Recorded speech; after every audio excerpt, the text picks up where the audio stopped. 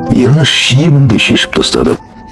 Жалаңаш күйінде қылын шешіп тастады. Жылыну үшін қолмен тыныстады. Бірақ жылу аз болдың шалбарын.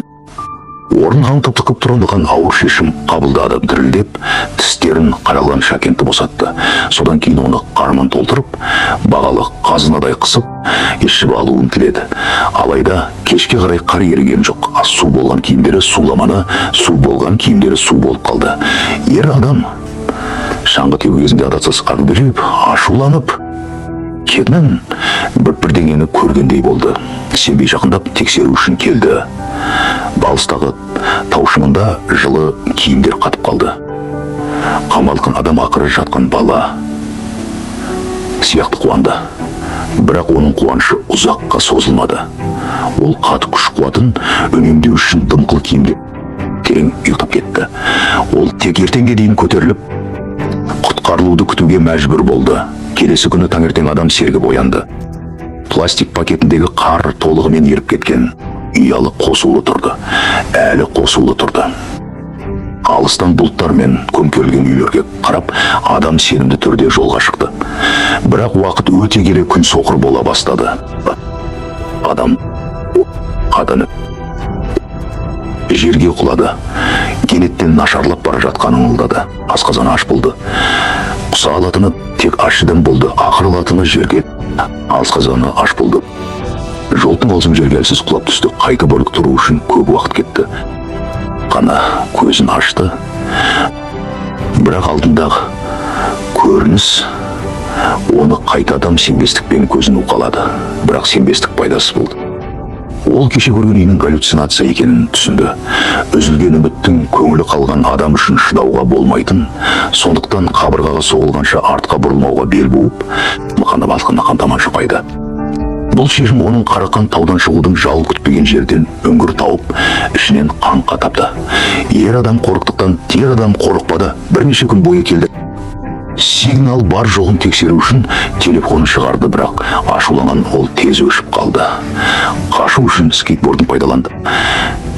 Отырған ол балқыматшы мәжбүр етті. Отырған ол шалбарын түртіп, қанға боялған қып-қызыл шұлықтарды көрді. Қорсыл шұлыққа мәжбүр етті. Одан да қорқыныштысында балтырлары күлгін түске боял қалды. Осыны жағдайда ол шұлықтың шетін қысып, содан кейін өзін ақылмен дайындады. Тістерін қайрап қатылмен тарттынды, бірақ тоқылған шұлықтар мұз кесек сияқты қозғалмады. Бүн 20 жастағы ғаш жігіт бала сияқтайды.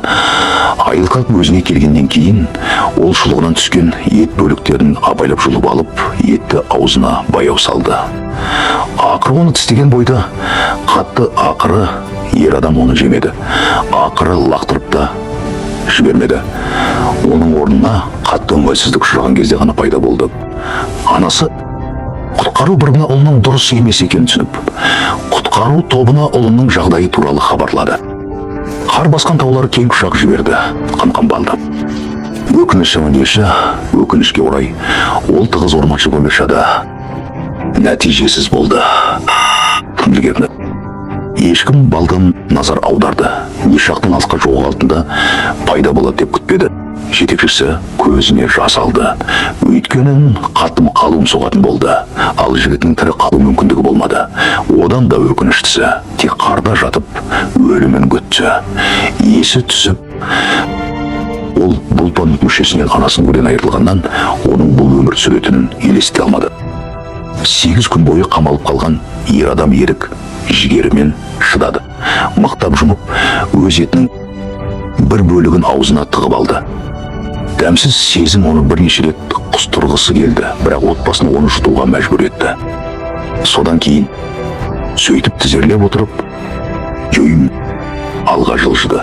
Анда-санда сигналды тексеру үшін радиосын шығарып оған ешқашан жүмкін күлімсіреген жоқ. Бұл белгісіз уақытқа дейін жалғасты.